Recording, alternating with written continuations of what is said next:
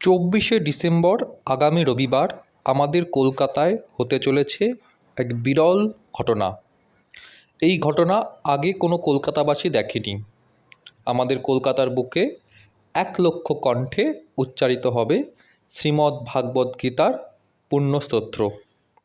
আকাশ বাতাস মুখরিত হয়ে উঠবে শ্রীমদ্ ভাগবত গীতায় লেখা পুণ্যস্তোত্রের উচ্চারণে।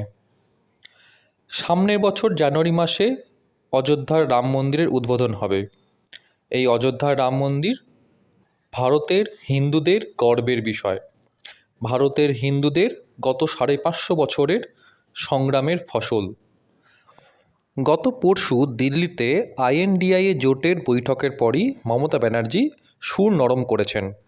তিনি বলছেন বিজেপির সাথে তার রাজনৈতিক বিরোধিতা আছে, কিন্তু RSSের সাথে তার কোনো বিরোধিতা নেই। তিনি মনে করেন RSS ধর্মীয় প্রচার করছে এবং সেটা খুব পুণ্যের কাজ। খুব ভালো কথা। তিনি বুঝে গেছেন পশ্চিমবঙ্গে তার যে একটা সংখ্যালঘু প্রেমী তকমা লেগে গেছে গায়ে, সেটাকে সহজে ছাড়ানো যাবে না। আর এটি একটি চরম বাস্তব।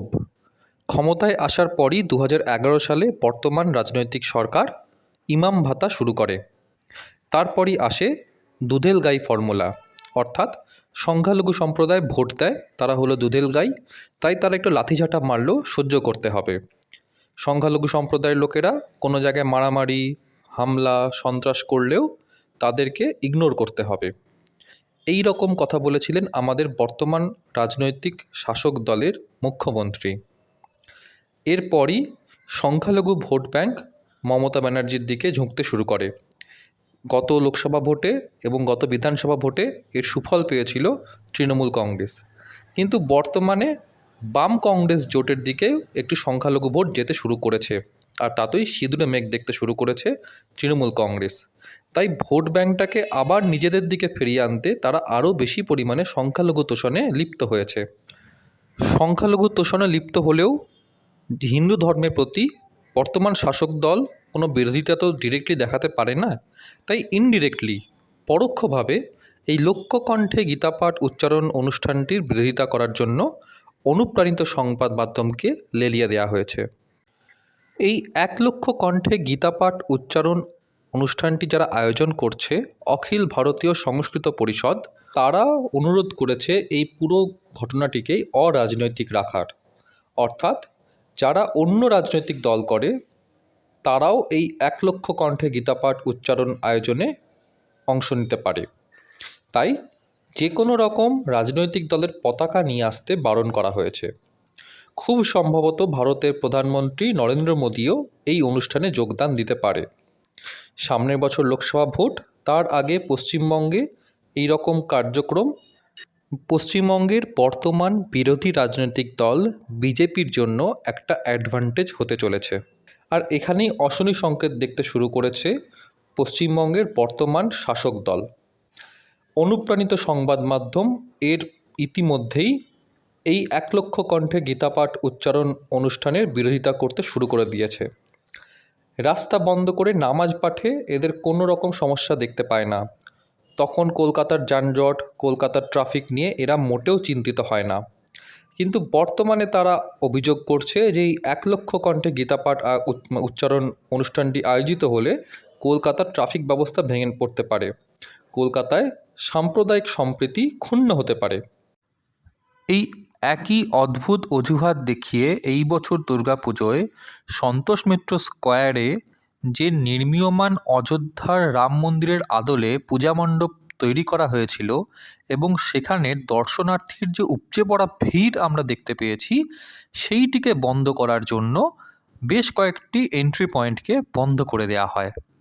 কিন্তু তা সত্ত্বেও দর্শনার্থীরা সারা রাত অপেক্ষা করেও, লাইনে দাঁড়িয়েও সেই মণ্ডপটি চাক্ষুষ করেছে।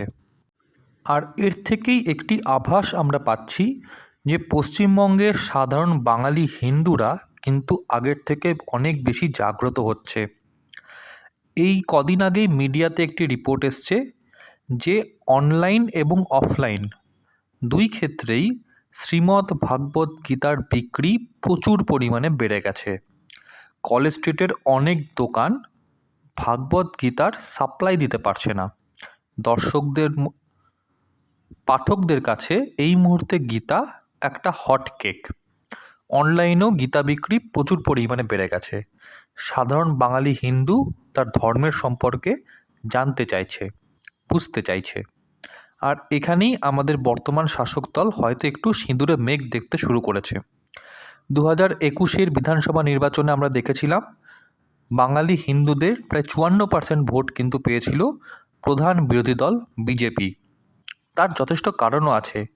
প্রথম কারণ হলো এই দুধেল গাই ফর্মুলা।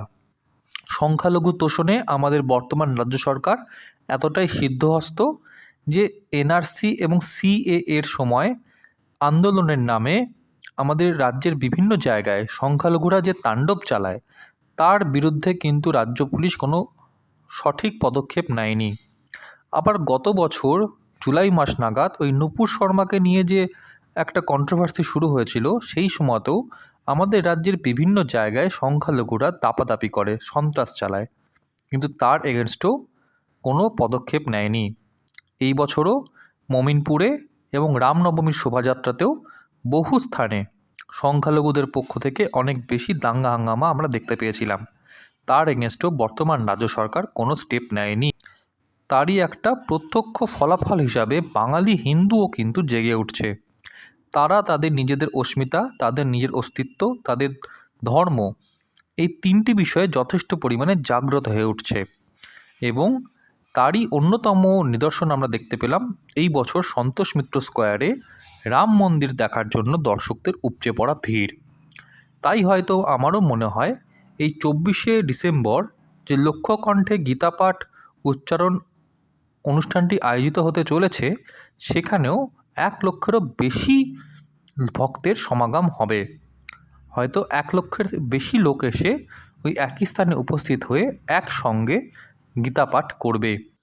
অনুপ্রাণিত সংবাদ মাধ্যম যতই এই অনুষ্ঠানটিকে রাজনৈতিক রং লাগানোর চেষ্টা করুক না কেন, যতই এটাকে ধর্মীয় সুড়সুড়ি বলে চালিয়ে দেওয়ার চেষ্টা করুক না কেন, লক্ষ্যকণ্ঠে গীতাপাঠ উচ্চারণটি প্রতি বছর অর্গানাইজ করা উচিত। এটা বাঙালি হিন্দুদের কর্তব্য হওয়া উচিত। এই গীতাপাঠ অনুষ্ঠানটিকে যদি মাইক্রো লেভেলে প্রণয়ন করা যায়, বুথ স্তরে গ্রামে গ্রামেও যদি বিজেপি সেটাকে নিয়ে যেতে পারে, তাহলে হয়তো সেটা বিজেপির পক্ষে অনেক বেশি লাভজনক হতে পারে।